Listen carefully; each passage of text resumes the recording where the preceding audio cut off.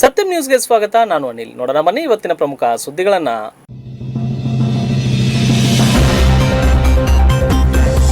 ರಾಷ್ಟ್ರ ರಾಜಧಾನಿಯಲ್ಲಿ 1 ವಾರ ಲಾಕ್ಡೌನ್. ಇಷ್ಟು ಕೇಸ್ಗಳು ಬಂದರೆ ಆರೋಗ್ಯ ವ್ಯವಸ್ಥೆ ಕುಸಿದಿತು ಎಂದ ಸಿಎಂ ಕೇಜ್ರಿವಾಲ್. ಯಡಿಯೂರಪ್ಪ ಸಿಎಂ ಸ್ಥಾನ ಬಿಟ್ಟರೆ ನಾನು ಮುಖ್ಯಮಂತ್ರಿ ಆಗ್ತೇನೆ. ಸಿಎಂ ಆಗುವವರ ಲಿಸ್ಟ್ನಲ್ಲಿ ತಾವು ಕೂಡ ಇದ್ದೇವೆ ಎಂದ ಬಸವರಾಜ್ ಪಾಟೀಲ್ ಯತ್ನಾಳ್. ಲಾಕ್ಡೌನ್ ಬೇಡ, ನೈಟ್ ಕರ್ಫ್ಯೂ ನಿಷ್ಪ್ರಯೋಜಕ.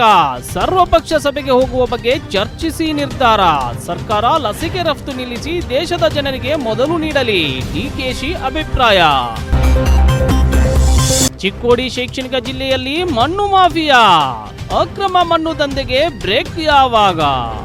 ಅಧಿಕಾರಿಗಳಿಗೆ ಹಿಡಿಶಾಪ ಹಾಕುತ್ತಿರುವ ಸಾರ್ವಜನಿಕರು. ಶ್ರೀ ಮಹಾವೀರ್ ಶಿಕ್ಷಣ ಸಂಸ್ಥೆಯಲ್ಲಿ ಶೈಕ್ಷಣಿಕ ವರ್ಷ 1986-87ನೇ ಸಾಲಿನಲ್ಲಿ ಶ್ರೀ ಕಾಡಸಿದ್ದೇಶ್ವರ ಪ್ರೌಢಶಾಲೆಯಲ್ಲಿ ಎಸ್ಎಸ್ಎಲ್ಸಿ ಪೂರ್ಣಗೊಳಿಸಿದ ವಿದ್ಯಾರ್ಥಿನಿಯರ ಪುನರ್ಮಿಲನ ಹಾಗೂ ಗುರುವಂದನಾ ಸಮಾರಂಭ ಜರುಗಿತು. ಈ ಸಂದರ್ಭದಲ್ಲಿ ಮಾತನಾಡಿದ ವಿರಕ್ತ ಮಠದ ಶಿವಬಸವ ಸ್ವಾಮೀಜಿಗಳು, ಶಿಕ್ಷಣ ಧಾರೆ ಎರೆದ ಗುರುಗಳನ್ನ ನೆನಪಿಸಿಕೊಳ್ಳುವ ಮೂಲಕ ಗುರು ಪರಂಪರೆಯನ್ನ ಗೌರವಿಸುವ ಗುರುವಂದನೆ ಕಾರ್ಯಕ್ರಮದ ಪರಿಕಲ್ಪನೆ ಭಾರತೀಯ ಮೌಲ್ಯದ ಪ್ರತೀಕವಾಗಿದೆ ಎಂದರು. ಬಹಳ ವರ್ಷಗಳ ನಂತರ ತಾವು ಕಲಿಸಿದ ಗುರುಗಳನ್ನ ನೆನಪಿಸಿಕೊಂಡು ಅವರನ್ನ ಗೌರವಿಸಿ ಸತ್ಕರಿಸಿದ ಮಹಾವೀರ್ ಸಮೂಹ ಸಂಸ್ಥೆಗಳ ಅಧ್ಯಕ್ಷ ಮಹಾವೀರ್ ನಿಲಜ್ಗಿ ಹಾಗೂ ಸ್ನೇಹಿತರ ಕಾರ್ಯ ಅನನ್ಯವಾಗಿದೆ ಎಂದು ಸಹ ತಿಳಿಸಿದರು. ಅಧ್ಯಕ್ಷತೆ ವಹಿಸಿದ್ದ ಮಹಾವೀರ್ ನಿಲಜ್ಗಿ ಅವರು ಮಾತನಾಡಿ, ವಿದ್ಯೆ ಕಲಿಸಿ ಉತ್ತಮ ಭವಿಷ್ಯ ರೂಪಿಸಿಕೊಳ್ಳುವುದಕ್ಕೆ ಮಾರ್ಗದರ್ಶನ ನೀಡಿದ ಗುರುಗಳು ಹಾಗೂ ಜನ್ಮ ನೀಡಿದ ತಂದೆ ತಾಯಿಗಳ ಋಣ ತೀರಿಸಲು ಸಾಧ್ಯವಿಲ್ಲ ಎಂದರು.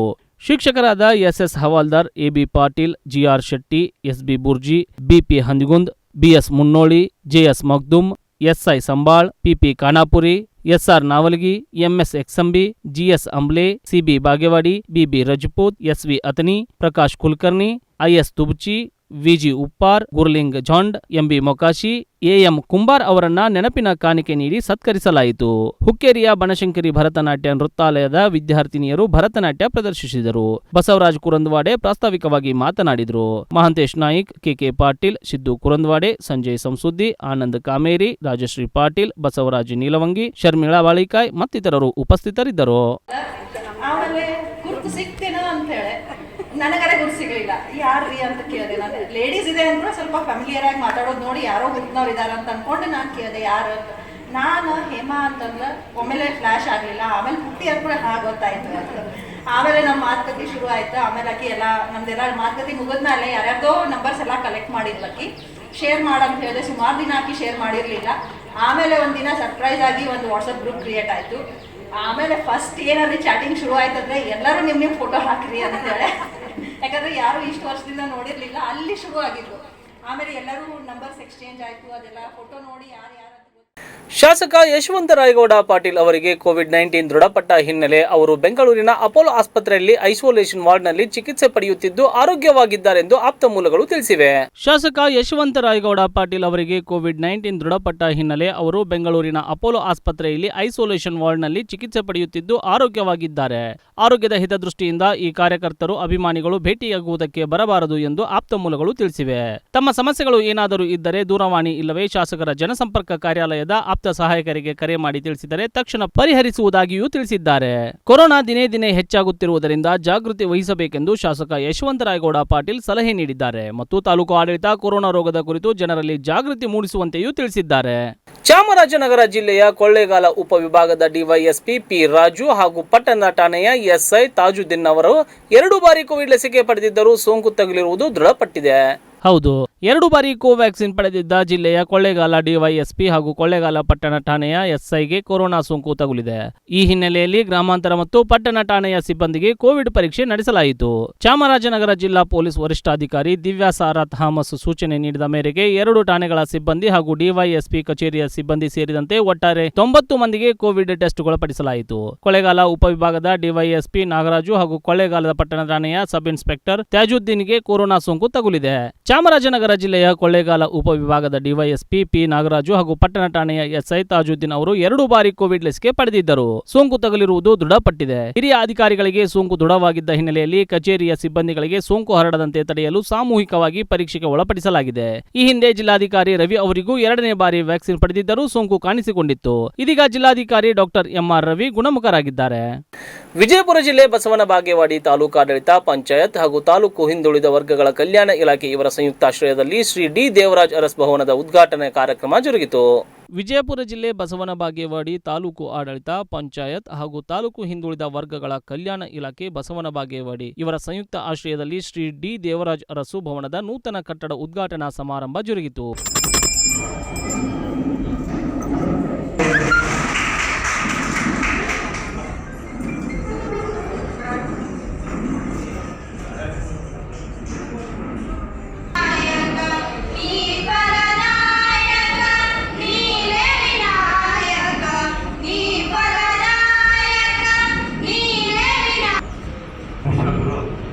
ಜಗಜ್ಯೋತಿ ಅಣ್ಣ ಬಸವಣ್ಣನವರ ಪಾದಕಮಲಗಳಲ್ಲಿ ನಮಸ್ಕರಿಸುತ್ತಾ, ಹಾಗೆಯೇ ಮಾಜಿ ಮುಖ್ಯಮಂತ್ರಿಗಳು ಆಗಿರುವಂಥ ಸನ್ಮಾನ್ಯ ಹಾಗೆಯೇ ಶ್ರೀಮತಿ ಸುಜಾತಾ ಸೋಮಣ್ಣ ಕಳ್ಳಿಮನಿ, ಮಾನ್ಯ ಅಧ್ಯಕ್ಷರು ಜಿಲ್ಲಾ ಪಂಚಾಯತ್ ವಿಜಯಪುರ, ಹಾಗೆಯೇ ಶ್ರೀ ಸೋಮನಗೌಡ ಪಿ ಪಾಟೀಲ್ ಸಾಸ್ನೂರ್, ಮಾನ್ಯ ಶಾಸಕರು ವಿಧಾನಸಭೆ ದೇವರಪುರಿಗೆ, ಹಾಗೆಯೇ ಶ್ರೀ ಅರುಣ್ ಶಹಾಪುರ್, ಶಾಸಕರಾದ ಶ್ರೀ ಶಿವಾನಂದ್ ಪಾಟೀಲ್ ಸಾಹೇಬರವರೇ ಸಂತಸದಿಂದ ಪಾಲ್ಗೊಂಡಿದ್ದೇವೆ. ವೀರ ಕ್ಷಾತ್ರ ತೇಜ ಪುರುಷ, ಕನ್ನಡ ರಾಜಕೀಯ ನೇತಾರ, ಕರ್ನಾಟಕ ಹಿಂದುಳಿದ ವರ್ಗಗಳ ಪಾಲಿನ ನಿಜವಾದ ಅರಸು ಡಿ ದೇವರಾಜ್ ಅರಸು ಅವರ ಹೆಸರಿನಲ್ಲಿ ಭವನದ ಉದ್ಘಾಟನೆ ವೇದಿಕೆಯಲ್ಲಿ ಜರುಗುತ್ತದೆ.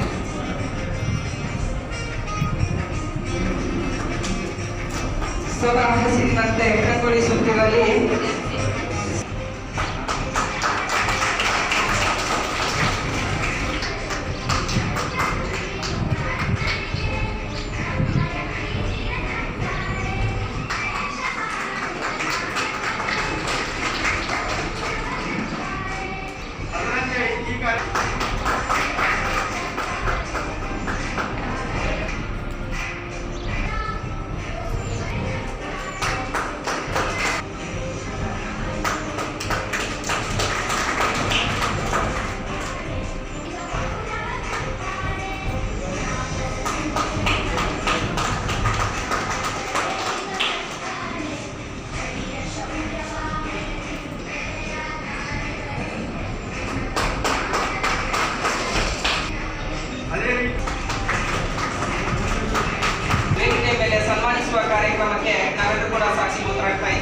ಈ ಸಮಾರಂಭದಲ್ಲಿ Shri Shivanand S Patil, Shri Kota Srinivas Poojary, Shrimati Shashikala Jolle, Annapurna Sanjeev Kalyani, B A Saudagar, R S Pattanashetti, Shekhar Golsangi, Shrimati Manjula R Babaleshwar, S N Karur ಇವರೆಲ್ಲರೂ ಉಪಸ್ಥಿತರಿದ್ದು ನೂತನ ಕಟ್ಟಡ ಉದ್ಘಾಟನಾ ಸಮಾರಂಭವನ್ನ ಬಹಳ ಉತ್ಸಾಹದಿಂದ ನೆರವೇರಿಸಿದ್ರು. ಯಾರಿಗೆ ಲಾಭ ಯಾರಿಗೆ ನಷ್ಟ ಅಂತ ಹೇಳೋದು ಬಲು ಕಷ್ಟ. ಇದೇನು ಹೊಸ ಲೆಕ್ಕಾಚಾರ ಅಂತೀರಾ? ಈ ಸ್ಟೋರಿ ನೋಡಿ. ಹೌದು, ಗೆಲುವಿನ ಕುರಿತು ಕಾಂಗ್ರೆಸ್ಸಿನ ಬೆಂಬಲಿಗರು, ಹಿತೈಷಿಗಳು ಮತ್ತು ಕಾರ್ಯಕರ್ತರು ಒಂದು ಸರಳ ಲೆಕ್ಕಾಚಾರವನ್ನು ಹಾಕಿದ್ದಾರೆ. ಅದೇನೆಂದರೆ ಎಂಇಎಸ್ನ ಶಿವಂ ಶಿಳಕೆ 1 ಲಕ್ಷಕ್ಕೂ ಹೆಚ್ಚು ಮತಗಳನ್ನು ಪಡೆಯುತ್ತಾರೆ. ಬಿಜೆಪಿ ಮತಗಳು ವಿಭಜನೆಯಾಗಿ ಇದರ ಲಾಭ ಕಾಂಗ್ರೆಸ್ಸಿಗೆ ಅನ್ನೋದು ಒಂದು ಲೆಕ್ಕ. ಈ ಉಪಚುನಾವಣೆಯಲ್ಲಿ ಮತದಾನ ಪ್ರಮಾಣ ಕಡಿಮೆ ಆಗಿದೆ. ಕಾಂಗ್ರೆಸ್ಸಿನ ಸಾಂಪ್ರದಾಯಿಕ ಮತಗಳು ಹೆಚ್ಚಿನ ಸಂಖ್ಯೆಯಲ್ಲಿ ಚಲಾವಣೆಯಾಗಿದ್ದು, ಕಡಿಮೆ ಮತದಾನ ಆದಲ್ಲಿ ಕಾಂಗ್ರೆಸ್ಸಿಗೆ ಲಾಭ ಅನ್ನೋದು ಕಾಂಗ್ರೆಸ್ಸಿನ ಹಿತೈಷಿಗಳ ಇನ್ನೊಂದು ಲೆಕ್ಕ. ಆದರೆ ಬಿಜೆಪಿ ವಲಯದಲ್ಲಿ ಇದೇ ರೀತಿಯ ಹಲವಾರು ಸಮೀಕರಣಗಳು ನಡೆಯುತ್ತಿವೆ. ಮತದಾನದ ಪ್ರಮಾಣ ಕಡಿಮೆ ಆಗಿದೆ, ಹೀಗಾಗಿ ಬಿಜೆಪಿ ಗೆಲುವಿನ ಅಂತರವು ಕಡಿಮೆ ಆಗುವುದು ಸಹಜ. ಎಂಇಎಸ್ ಸ್ಪರ್ಧೆಯಿಂದ ಬಿಜೆಪಿಗೆ ಗೆಲುವಿನ ಅಂತರ ಕಡಿಮೆ ಆಗಲು ಸಾಧ್ಯ, ಆದರೆ ಇದರಿಂದ ಬಿಜೆಪಿಗೆ ಸೋಲು ಅಸಾಧ್ಯ ಅನ್ನೋದು ಒಂದು ಲೆಕ್ಕ. ಬೆಳಗಾವಿ ಉತ್ತರ, ಬೆಳಗಾವಿ ಗ್ರಾಮೀಣ ಮತ್ತು ಬೆಳಗಾವಿ ದಕ್ಷಿಣದಲ್ಲಿ ಕಾಂಗ್ರೆಸ್ ಆಂತರಿಕ ಕಚ್ಚಾಟದ ಹಿನ್ನೆಲೆಯಲ್ಲಿ ಮುಸ್ಲಿಂ ಸಮುದಾಯದ ಮತದಾನ ಹೆಚ್ಚಿನ ಪ್ರಮಾಣದಲ್ಲಿ ಆಗಿಲ್ಲ. ಪವಿತ್ರ ರಂಜಾನ್ ಉಪವಾಸ ಆಚರಣೆಯ ಕಾರಣ ಮುಸ್ಲಿಂ ಸಮುದಾಯದ ಮತದಾನ ಹೆಚ್ಚಿನ ಪ್ರಮಾಣದಲ್ಲಿ ಆಗಿಲ್ಲ. ಕಾಂಗ್ರೆಸ್ಸಿಗೆ ಸಾಂಪ್ರದಾಯಿಕ ಮತಗಳು ಕೈಕೊಟ್ಟಿರುವ ಕಾರಣ ಬಿಜೆಪಿ ಗೆಲ್ಲುತ್ತದೆ ಅನ್ನೋದು ಇನ್ನೊಂದು ಲೆಕ್ಕಾಚಾರ. ಈ ರೀತಿಯ ಹಲವಾರು ಲೆಕ್ಕಾಚಾರಗಳು, ವಿಶ್ಲೇಷಣೆಗಳು, ಸಮೀಕರಣಗಳು ಬೆಳಗಾವಿ ಲೋಕಸಭಾ ಮತಕ್ಷೇತ್ರದಲ್ಲಿ ಸಾಮಾನ್ಯವಾಗಿದ್ದು, ಕಾಂಗ್ರೆಸ್ ಮತ್ತು ಬಿಜೆಪಿಯ ಎರಡೂ ಅಭ್ಯರ್ಥಿಗಳಿಗೆ ಗೆಲುವಿನ ವಿಶ್ವಾಸವಿದೆ. ಆದರೆ ಇವರೇ ಗೆಲ್ಲುತ್ತಾರೆ ಎಂದು ಹೇಳಲು ಯಾರ ಬಳಿಯೂ ಸರಳ ಲೆಕ್ಕಾಚಾರ ಇಲ್ಲ. ಈ ಬಾರಿಯ ಉಪಚುನಾವಣೆಯ ಫಲಿತಾಂಶದ ಸಮೀಕರಣ ಯಾರ ತಲೆಗೂ ಹತ್ತುತ್ತಿಲ್ಲ. ಕ್ಷಣಕ್ಕೊಂದು ಲೆಕ್ಕಾಚಾರ, ದಿನಕ್ಕೊಂದು ಸಮೀಕರಣಗಳು ಹೊರಬೀಳುತ್ತಿವೆ. ಬೆಳಗಾವಿ ಲೋಕಸಭಾ ಮತಕ್ಷೇತ್ರದಲ್ಲಿ 8 ವಿಧಾನಸಭಾ ಕ್ಷೇತ್ರಗಳಿವೆ. ಈ 8 ಕ್ಷೇತ್ರಗಳ ಹೊರಗೆ ಕಾಣುವ ಚಿತ್ರಣವೇ ಬೇರೆ, ಅಂಡರ್ ಕರೆಂಟ್ ಇರೋದೇ ಬೇರೆ. 8 ಕ್ಷೇತ್ರಗಳ ರಾಜಕೀಯ ಕಹಾನಿ ಚಿತ್ರ ವಿಚಿತ್ರ. ಕಾಂಗ್ರೆಸ್ ಮತ್ತು ಬಿಜೆಪಿ ಎರಡೂ ಪಕ್ಷಗಳಲ್ಲಿ ಯಾರು ಯಾರಿಗೆ ಸಪೋರ್ಟ್ ಮಾಡಿದ್ದಾರೆ, ಯಾರು ಸೇಡು ತೀರಿಸಿಕೊಂಡಿದ್ದಾರೆ ಅನ್ನೋದು ಗೌಪ್ಯವಾಗಿದೆ. ಯಾರಿಗೆ ಲಾಭ, ಯಾರಿಗೆ ನಷ್ಟ, ಗೆಲುವು ಯಾರದ್ದು ಎನ್ನುವ ತೀರ್ಮಾನ ಮತಯಂತ್ರಗಳಲ್ಲಿ ಭದ್ರವಾಗಿದ್ದು ಮೇ 2ರಂದೇ ಮತದಾರನ ಗುಟ್ಟು ಮತ್ತು ಬೆಳಗಾವಿ ಜಿಲ್ಲೆಯ ಕರೆ ಪಾಲಿಟಿಕ್ಸ್ ಹೇಗಿದೆ ಅನ್ನೋದು ಬಹಿರಂಗವಾಗಲಿದೆ. ಮುಂಬರುವ ದಿನಗಳಲ್ಲಿ ಸಿಎಂ ಬದಲಾವಣೆಯಾಗುವುದು ಖಚಿತ. ನಾನು ಕೂಡ ಸಿಎಂ ಲಿಸ್ಟ್ ನಲ್ಲಿ ಇದ್ದೇನೆ ಎಂದು ವಿಜಯಪುರ ಶಾಸಕ ಬಸನಗೌಡ ಪಾಟೀಲ್ ಯತ್ನಾಳ್ ಹೇಳಿದ್ದಾರೆ. ಜಮಖಂಡಿ ತಾಲೂಕಿನ ತುಬುಚಿ ಗ್ರಾಮದಲ್ಲಿ ಶನಿವಾರ ರಾತ್ರಿ ಬಸವೇಶ್ವರ ದೇವಸ್ಥಾನ ಆವರಣದಲ್ಲಿ ನಡೆದ ಲಿಂಗಾಯತ ಪಂಚಮಸಾಲಿ ಸಮಾಜಕ್ಕೆ 2A ಮೀಸಲಾತಿಗೆ ಪಂಚಲಕ್ಷ ಪಾದಯಾತ್ರೆಗೆ ಸಹಕರಿಸಿದ ಪಂಚಮಸಾಲಿ ಸಮಾಜ ಬಂಧುಗಳಿಗೆ ಶರಣಾರ್ಥಿ ಕಾರ್ಯಕ್ರಮದ ಬೃಹತ್ ಸಮಾವೇಶದಲ್ಲಿ ಭಾಗವಹಿಸಿ ಮಾತನಾಡಿದರು. ಯಡಿಯೂರಪ್ಪನವರ ಅಕ್ಕಪಕ್ಕದಲ್ಲಿ ಇರುವವರು ಅವರಿಗೆ ಸರಿಯಾಗಿ ಮಾಹಿತಿ ನೀಡದೆ ದಾರಿ ತಪ್ಪಿಸುತ್ತಿದ್ದಾರೆ. ಯಡಿಯೂರಪ್ಪನವರು ಸಿಎಂ ಸ್ಥಾನ ಬಿಟ್ಟರೆ ನಾವು ಕೂಡ ಸಿಎಂ ಆಗಬಹುದು. ಸಿಎಂ ಆಗುವವರ ಲಿಸ್ಟ್ನಲ್ಲಿ ತಾವು ಕೂಡ ಇದ್ದೇವೆ. ನಮ್ಮ ಸರ್ಕಾರದಲ್ಲಿ ಕೆಲವು ಡ್ಯೂಪ್ಲಿಕೇಟ್ ಸಚಿವರಿದ್ದು ಸಮಾಜವನ್ನ ತಪ್ಪು ದಾರಿಗೆ ಎಳೆಯುವುದಕ್ಕೆ ಪ್ರಯತ್ನ ಮಾಡುತ್ತಿದ್ದಾರೆ. ಅವರಿಗೆ ಸಮಾಜ ತಕ್ಕ ಪಾಠ ಕಲಿಸುತ್ತದೆ. ರೈತರು ಸಕ್ಕರೆ ಕಾರ್ಖಾನೆಗಳಿಗೆ ಕಬ್ಬು ಪೂರೈಕೆ ಮಾಡಿದರೂ ಬಿಲ್ ಕೊಡುವ ಯೋಗ್ಯತೆ ಇಲ್ಲ. ಸುಮ್ಮನೆ ಸಮಾಜದ ದಾರಿ ತಪ್ಪಿಸುವ ಕುತಂತ್ರಕ್ಕೆ ಕೈ ಹಾಕುತ್ತಿದ್ದಾರೆ ಎಂದು ಪರೋಕ್ಷವಾಗಿ ಸಚಿವ ಮುರುಗೇಶ್ ನಿರಾಣಿಗೆ ಟಾಂಗ್ ನೀಡಿದ್ರು.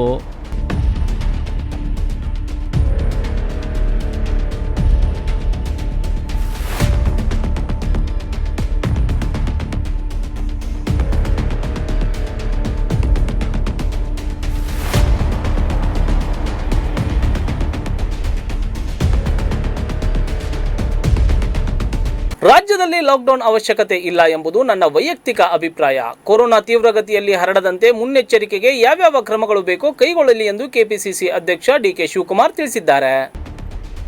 ಕೊರೋನಾ ತೀವ್ರಗತಿಯಲ್ಲಿ ಹರಡದಂತೆ ಮುನ್ನೆಚ್ಚರಿಕೆಗೆ ಯಾವ್ಯಾವ ಕ್ರಮಗಳು ಬೇಕೋ ಕೈಗೊಳ್ಳಲಿ. ಲಾಕ್ಡೌನ್ನಿಂದ ಯಾರಿಗೂ ಅನುಕೂಲ ಆಗುವುದಿಲ್ಲ.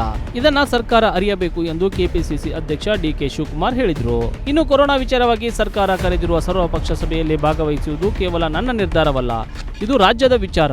ಈ ಬಗ್ಗೆ ನಮ್ಮ ನಾಯಕರ ಕುರಿತು ಚರ್ಚೆ ಮಾಡಿ ನಿರ್ಧಾರ ಕೈಗೊಳ್ಳುತ್ತೇವೆ ಎಂದು ಅವರು ತಿಳಿಸಿದ್ದಾರೆ. ಸುದ್ದಿಗಾರರೊಂದಿಗೆ ಮಾತನಾಡಿದ ಅವರು, ರಾಜ್ಯದಲ್ಲಿ ಲಾಕ್ಡೌನ್ ಅಗತ್ಯವಿಲ್ಲ. ಜನರು ಈಗಾಗಲೇ ಸಂಕಷ್ಟಕ್ಕೆ ಸಿಲುಕಿದ್ದಾರೆ. ಸರ್ಕಾರ ಅವರಿಗೆ ಆರ್ಥಿಕ ನೆರವನ್ನು ನೀಡುತ್ತಿಲ್ಲ. ಕೇಂದ್ರ ಸರ್ಕಾರ 20 ಲಕ್ಷ ಕೋಟಿ ರೂಪಾಯಿ ಪ್ಯಾಕೇಜ್ ಘೋಷಿಸಿತ್ತು. ರಾಜ್ಯ ಸರ್ಕಾರದಿಂದ 1600 ಕೋಟಿ ಪ್ಯಾಕೇಜ್ ಎಂದರು. ಆದರೆ ಯಾರಿಗೂ ಸಹಾಯವಾಗಿಲ್ಲ.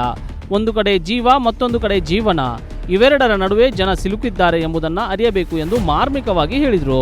ಮುಂದುವರಿದು ಮಾತನಾಡಿದ ಅವರು, ಸರ್ಕಾರ ಈವರೆಗೂ ನಮ್ಮ ಸಲಹೆ ಕೇಳಿಲ್ಲ. ಅವರ ಇಚ್ಛೆಯಂತೆ ನಿರ್ಧಾರ ತೆಗೆದುಕೊಂಡಿದ್ದಾರೆ. ಪರಿಸ್ಥಿತಿ ಕೈಮೀರಿರುವ ಹಿನ್ನೆಲೆಯಲ್ಲಿ ಈಗ ಸರ್ವಪಕ್ಷ ಸಭೆ ಕರೆದಿದ್ದಾರೆ. ಅವರು ಸರ್ವಪಕ್ಷ ಸಭೆ ಕರೆಯುವ ಬಗ್ಗೆ ಮಾಧ್ಯಮಗಳಲ್ಲಿ ನೋಡಿದ್ದೇವೆ. ನಮಗೆ ಇನ್ನೂ ಅಧಿಕೃತವಾಗಿ ಮಾಹಿತಿ ಬಂದಿಲ್ಲ ಎಂದು ಇದೇ ವೇಳೆ ಶಿವಕುಮಾರ್ ಪ್ರಶ್ನೆಯೊಂದಿಗೆ ಉತ್ತರಿಸಿದರು. ಕೊರೋನಾ ಹೆಸರಿನಲ್ಲಿ ಸಾಕಷ್ಟು ಭ್ರಷ್ಟಾಚಾರ ಮಾಡಿದ್ದಾರೆ. ಅದನ್ನು ನಾವು ಪ್ರಶ್ನೆ ಮಾಡಿದರೂ ಲೆಕ್ಕಿಸದೆ ನೀವು ಎಷ್ಟಾದರೂ ಅರಚಿಕೊಳ್ಳಿ, ನಾವು ಮಾಡಿದ್ದೇ ಸರಿ ಎಂಬ ಧೋರಣೆ ಅನುಸರಿಸಿದ್ದಾರೆ. ಅವೈಜ್ಞಾನಿಕ ರಾತ್ರಿ ಕರ್ಫ್ಯೂ ಅಗತ್ಯವಿರಲಿಲ್ಲ, ಆದರೂ ಜಾರಿಗೊಳಿಸಿದ್ದಾರೆ. ಕೇಂದ್ರ ಸರ್ಕಾರ ಲಸಿಕೆ ರಫ್ತು ನಿಲ್ಲಿಸಿ ದೇಶದ ಜನರಿಗೆ ಮೊದಲು ನೀಡಲಿ ಎಂದು ಸಲಹೆ ನೀಡಿದರು. ದಿನಕ್ಕೆ 25,000ಕ್ಕೂ ಹೆಚ್ಚು ಕೊರೋನಾ ಪ್ರಕರಣಗಳು ಕಂಡುಬರುತ್ತಿರುವ ರಾಷ್ಟ್ರದ ರಾಜಧಾನಿ ದೆಹಲಿಯಲ್ಲಿ ಇಂದು ರಾತ್ರಿಯಿಂದ ಏಪ್ರಿಲ್ 26ರವರೆಗೆ ಲಾಕ್ಡೌನ್ ವಿಧಿಸಲಾಗುವುದು ಎಂದು ದೆಹಲಿ ಸಿಎಂ ಅರವಿಂದ್ ಕೇಜ್ರಿವಾಲ್ ತಿಳಿಸಿದ್ದಾರೆ. ದಿನವೊಂದಕ್ಕೆ 25,000ಕ್ಕೂ ಹೆಚ್ಚು ಕೊರೋನಾ ಪ್ರಕರಣಗಳು ಕಂಡುಬರುತ್ತಿರುವ ರಾಷ್ಟ್ರದ ರಾಜಧಾನಿ ದೆಹಲಿಯಲ್ಲಿ ಇಂದು ರಾತ್ರಿಯಿಂದ ಏಪ್ರಿಲ್ 26ರವರೆಗೆ ಒಂದು ವಾರದ ಕಾಲ ಲಾಕ್ಡೌನ್ ವಿಧಿಸಲಾಗುವುದು ಎಂದು ಸಿಎಂ ಅರವಿಂದ್ ಕೇಜ್ರಿವಾಲ್ ಘೋಷಿಸಿದ್ದಾರೆ. ದೆಹಲಿಯಲ್ಲಿ ಕೊರೋನಾದ 4ನೇ ಅಲೆಯಲ್ಲಿ ಅಗಾಧ ಸಂಖ್ಯೆಯಲ್ಲಿ ಪ್ರಕರಣಗಳು ದಾಖಲಾಗುತ್ತಿದ್ದು, ಹೀಗೆ ಮುಂದುವರೆದರೆ ಆರೋಗ್ಯ ವ್ಯವಸ್ಥೆ ಕುಸಿದು ಬೀಳಬಹುದು ಎಂದು ಸಿಎಂ ಕಾಳಜಿ ವ್ಯಕ್ತಪಡಿಸಿದ್ದಾರೆ. ಇಂದು ದೆಹಲಿಯ ಲೆಫ್ಟಿನೆಂಟ್ ಗವರ್ನರ್ ಅನಿಲ್ ಬೈಜಲ್ ಅವರೊಂದಿಗೆ ಸಭೆ ನಡೆಸಿದ ನಂತರ ಸಾರ್ವಜನಿಕರಿಗೆ ಲಾಕ್ಡೌನ್ ನಿರ್ಧಾರವನ್ನ ಕೇಜ್ರಿವಾಲ್ ತಿಳಿಸಿದ್ದಾರೆ. ಇಂದು ರಾತ್ರಿ 10 ಗಂಟೆಯಿಂದ ದೆಹಲಿಯಲ್ಲಿ ಒಂದು ಪುಟ್ಟ ಲಾಕ್ಡೌನ್ ವಿಧಿಸಲಾಗುವುದು. ಅಗತ್ಯ ಸೇವೆಗಳು ಮುಂದುವರಿಯುವು. ನಿಗದಿಯಾಗಿರುವ ಮದುವೆ ಸಮಾರಂಭಗಳಿಗೆ ಕೇವಲ 50 ಜನರು ಭಾಗವಹಿಸುವಂತೆ ಅನುಮತಿ ನೀಡಲಾಗುವುದು ಎಂದು ಅವರು ಹೇಳಿದರು. ಕಳೆದ ಕೆಲವು ದಿನಗಳಲ್ಲಿ ನಿತ್ಯ ಸುಮಾರು 25,000 ಪ್ರಕರಣಗಳು ವರದಿಯಾಗುತ್ತಿವೆ. ಕಳೆದ 24 ಗಂಟೆಗಳಲ್ಲಿ 23,500 ಪ್ರಕರಣಗಳು ದಾಖಲಾಗಿವೆ. ಇಷ್ಟು ಅಗಾಧ ಸಂಖ್ಯೆಯ ಪ್ರಕರಣಗಳು ಜಗತ್ತಿನ ಯಾವುದೇ ಆರೋಗ್ಯ ವ್ಯವಸ್ಥೆಯನ್ನ ಕುಸಿಯುವಂತೆ ಮಾಡಬಲ್ಲವು. ದೆಹಲಿಯ ಆರೋಗ್ಯ ಮೂಲಸೌಕರ್ಯವು ಈ ಸಮಯದಲ್ಲಿ ತೀವ್ರ ಒತ್ತಡದಲ್ಲಿದೆ ಎಂದು ಕೇಜ್ರಿವಾಲ್ ಹೇಳಿದರು. ಇಂದು ಬೆಳಗ್ಗೆ ನಗರದಲ್ಲಿ 100ಕ್ಕಿಂತ ಕಡಿಮೆ ಐಸಿಯು ಬೆಡ್ಗಳು ಲಭ್ಯವಿರುವುದನ್ನು ನೋಡಿದೆ ಎಂದ ಕೇಜ್ರಿವಾಲ್, ದೆಹಲಿ ನಿವಾಸಿಗಳಿಗೆ ಲಾಕ್ಡೌನ್ ಮಾರ್ಗಸೂಚಿಗಳನ್ನು ಕಟ್ಟುನಿಟ್ಟಾಗಿ ಪಾಲಿಸುವಂತೆ ಮನವಿ ಮಾಡಿದರು. ಮುಂದಿನ 6 ದಿನಗಳಲ್ಲಿ ನಾವು ಹೆಚ್ಚು ಬೆಡ್ಗಳ ವ್ಯವಸ್ಥೆ ಮಾಡುತ್ತೇವೆ. ನಮಗೆ ಸಹಾಯ ಮಾಡುತ್ತಿರುವುದಕ್ಕೆ ಕೇಂದ್ರ ಸರ್ಕಾರಕ್ಕೆ ಧನ್ಯವಾದಗಳು. ಹುಕ್ಕೇರಿ ಪಟ್ಟಣದ ಪ್ರತಿಷ್ಠಿತ ಸ್ವಾಮಿ ವಿವೇಕಾನಂದ ಶಾಲೆಯಲ್ಲಿ 10ನೇ ತರಗತಿಯ ವಿದ್ಯಾರ್ಥಿಗಳ ಬೀಳ್ಕೊಡುಗೆ ಸಮಾರಂಭವನ್ನು ಹಮ್ಮಿಕೊಳ್ಳಲಾಗಿತ್ತು. ಹುಕ್ಕೇರಿ ಪಟ್ಟಣದ ಸ್ವಾಮಿ ವಿವೇಕಾನಂದ ಸಿಬಿಎಸ್ಇ ಶಾಲೆ ಹಾಗೂ ರಾಣಿ ಚೆನ್ನಮ್ಮ ಪ್ರೌಢಶಾಲೆಯಲ್ಲಿ ಎಸ್ಎಸ್ಎಲ್ಸಿ ವಿದ್ಯಾರ್ಥಿಗಳ ಬೀಳ್ಕೊಡುವ ಸಮಾರಂಭ ಜರುಗಿತು.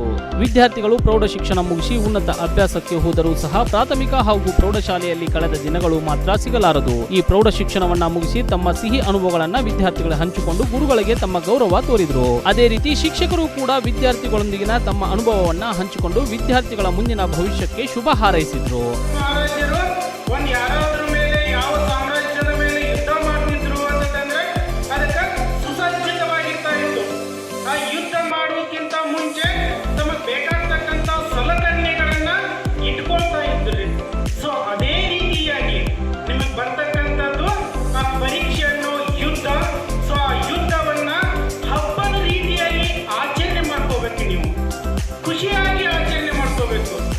ಸಂತೋಷದಿಂದ ನಾವು ಆ ಪರೀಕ್ಷೆ ಅನ್ನೋದನ್ನ ನಾವು ಸ್ವೀಕಾರ ಮಾಡ್ಕೋಬೇಕು. ಅಂದಾಗ ಮಾತ್ರ ನಾವು ಶಿಕ್ಷಕರು ಕಲಿಸಿರ್ತಕ್ಕಂಥ ವಿಷಯ, ಆ ವಿಷಯಕ್ಕೆ ಬರ್ತಕ್ಕಂಥ ಮೌಲ್ಯಾಂಕ, ಅದು ಶಿಕ್ಷಕರಿಗೆ ಕೊಟ್ಟಿರ್ತಕ್ಕಂಥ ಒಂದು gift. We all know we have gathered here for a farewell function. Just now, Sahib Mata said कि आंखें नम हो गई है, लेकिन वो हंसते हंसते बोलते हैं बात को. और एक बात, I wish you all a bright future in your life. So many of you have, the serious students have cancelled their examination,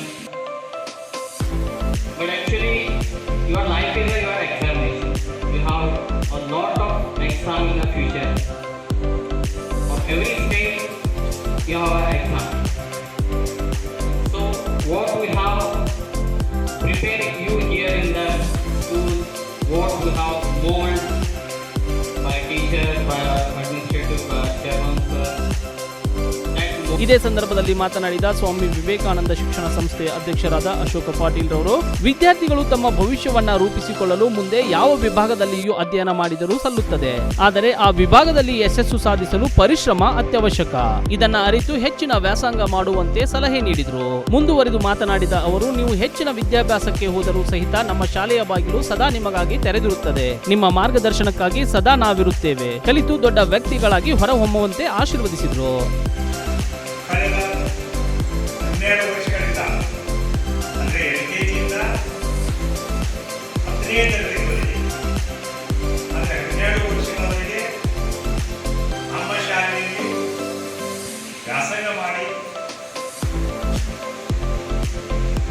ಪ್ರಸಕ್ತ ವರ್ಷದಲ್ಲಿ 10ನೇ ತರಗತಿಯ ಒಂದು ಪರೀಕ್ಷೆಯನ್ನು ಬರೆದು ಮುಂದಿನ ಹೆಚ್ಚಿನ ವ್ಯಾಸಂಗಕ್ಕಾಗಿ ನಮ್ಮೆಲ್ಲರನ್ನಾಗಲಿ ಈ ಶಾಲೆಯನ್ನು ಬಿಟ್ಟು ತಾವು ಹೋಗಲೇಬೇಕಾದಂಥ ಒಂದು ಸಂದರ್ಭ ಬದಿಗೆ ಬಂದಿರುವುದರಿಂದ ನಮ್ಮೆಲ್ಲರನ್ನ, ಅಂದರೆ ಇವತ್ತು CBSE ಪಠ್ಯಕ್ರಮದಲ್ಲಿ ಓದ್ತಕ್ಕಂಥ ವಿದ್ಯಾರ್ಥಿನಿಯರನ್ನ, ಕನ್ನಡ ಮಾಧ್ಯಮದ ಪಠ್ಯಕ್ರಮದಲ್ಲಿ ಓದ್ತಕ್ಕಂಥ ವಿದ್ಯಾರ್ಥಿನಿಯರನ್ನ ನಮ್ಮ ಶಾಲೆಯಿಂದ ಇವತ್ತು ನಿಮ್ಮೆಲ್ಲರನ್ನ ಒಳಗೊಳ್ತಕ್ಕಂಥ ಕಾರ್ಯಕ್ರಮವನ್ನು ನಾವೆಲ್ಲ ಈ ಸಂದರ್ಭದಲ್ಲಿ ಏರ್ಪಡಿಸಿದ್ದೇವೆ. ಈ ಸಂದರ್ಭದಲ್ಲಿ ಆಡಳಿತಾಧಿಕಾರಿಗಳಾದ ಅನಿಲ್ ಪಾಟೀಲ್, ಸಂಜೋತಾ ಪಾಟೀಲ್, ಮುಖ್ಯೋಪಾಧ್ಯಾಯರಾದ LD ಪಾಟೀಲ್, ರವಿ ದೊಡಮನಿ, ಶ್ರವಣ್ ಕಾಂಬ್ಳೆ, ಮೋನಿಕಾ ಜಾಧವ್, ಮಹೇಶ್ ಕುಲಕರ್ಣಿ ಸೇರಿದಂತೆ ಇನ್ನಿತರ ಸಿಬ್ಬಂದಿ ಹಾಗೂ ವಿದ್ಯಾರ್ಥಿಗಳು ಉಪಸ್ಥಿತರಿದ್ದರು.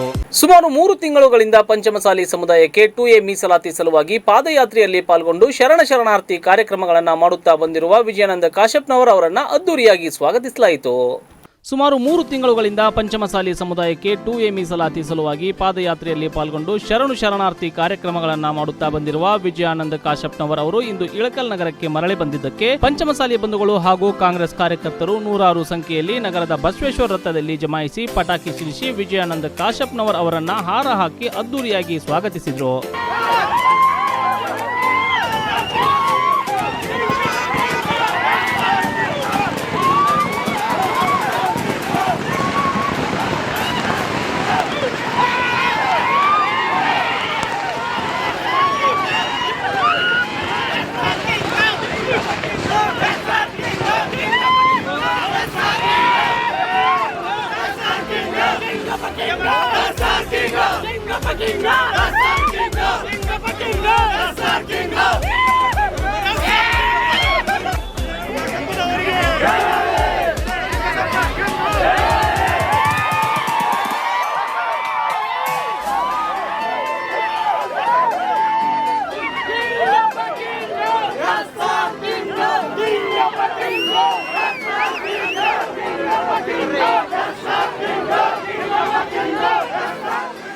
ನಗರಕ್ಕಾಗಮಿಸಿ ಬಸವೇಶ್ವರ ವೃತ್ತದಲ್ಲಿ ಕೂಡಲ ಸಂಗಮ ಪಂಚಮಸಾಲಿ ಪೀಠದ ಜಗದ್ಗುರು ಬಸವಜಯ ಮೃತ್ಯುಂಜಯ ಸ್ವಾಮೀಜಿಗಳು ಬಸವಣ್ಣನವರ ಪುತ್ಥಳಿಗೆ ಪುಷ್ಪ ನಮನ ಸಲ್ಲಿಸಿದರು.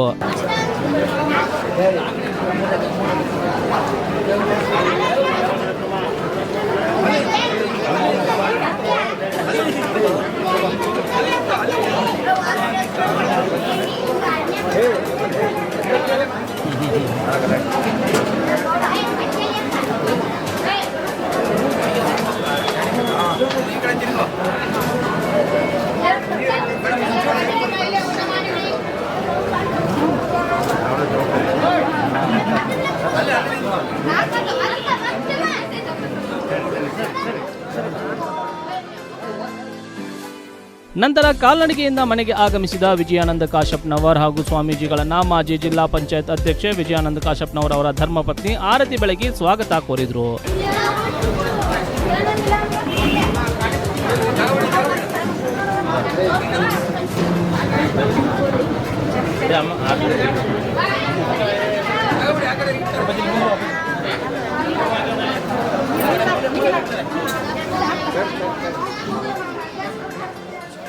ನಂತರ ಸ್ವಗೃಹದಲ್ಲಿ ಸಮಾಜ ಬಾಂಧವರನ್ನ ಉದ್ದೇಶಿಸಿ ಕಾರ್ಯಕ್ರಮ ನಡೆಸಲಾಯಿತು. ದಾವಣಗೆರೆಯ ಮೇಯರ್ ಅಜಿತ್ ಕುಮಾರ್ ಅವರು ಕೂಡ ನಮ್ಮ ಎಲ್ಕಲ್ ತಾಲೂಕು ಸಮಾಜದ ವತಿಯಿಂದ ಹೃತ್ಪೂರ್ವಕವಾದ ಸ್ವಾಗತ ಕೋರ್ತಾ ಇದ್ದಾರೆ. ಸುರೇಶ್ ಗೌಡ ಪಾಟೀಲ್ ಅತನಿ ಇವರನ್ನು ಕೂಡ ಸಮಾಜದ ವತಿಯಿಂದ ಹೃತ್ಪೂರ್ವಕವಾದ ಸ್ವಾಗತ ಕೋರ್ತಾ ಇದ್ದಾರೆ. ಬಸವಜಯ ಮೃತ್ಯುಂಜಯ ಮಹಾಸ್ವಾಮಿಗಳ ಪಾದಾರವಿಂದಗಳಲ್ಲಿ ಪಡಮಟ್ಟು ನಮ್ಮೆಲ್ಲರ ನಾಯಕರು ಮುಂದಿನ ಶಾಸಕರು ಆದ ಶ್ರೀ ವಿಜಯಾನಂದ ಕಾಶಪ್ಪನವರ ಹಾಗೂ ಈ ಕಾರ್ಯಕ್ರಮ ಯಶಸ್ವಿಗೆ ನಮ್ಮ ಸಾಹೇಬರ ಜೊತೆ ಹೆಗಲಿಗೆ ಹೆಗಲು ಕೊಟ್ಟು ಶ್ರಮಿಸಿದ ಹರಿಹರದ ಮಾಜಿ ಶಾಸಕರು. ಚಿಕ್ಕೋಡಿ ಶೈಕ್ಷಣಿಕ ಜಿಲ್ಲೆಗೆ ಒಳಪಡುವ ಯಡೂರು, ಚಂದೂರುಟೇಕ್ ಹಾಗೂ ಮಾಣೆವಾಡಿ ನದಿ ತೀರದಲ್ಲಿ ಅಕ್ರಮ ಮಣ್ಣುಗಾರಿಕೆ ದಂಧೆ ಜೋರಾಗಿ ನಡೆದಿದ್ದು ಅಧಿಕಾರಿಗಳು ಕಂಡು ಕಾಣದಂತೆ ಜಾಣಕೂಡರಂತೆ ವರ್ತಿಸುತ್ತಿದ್ದಾರೆ.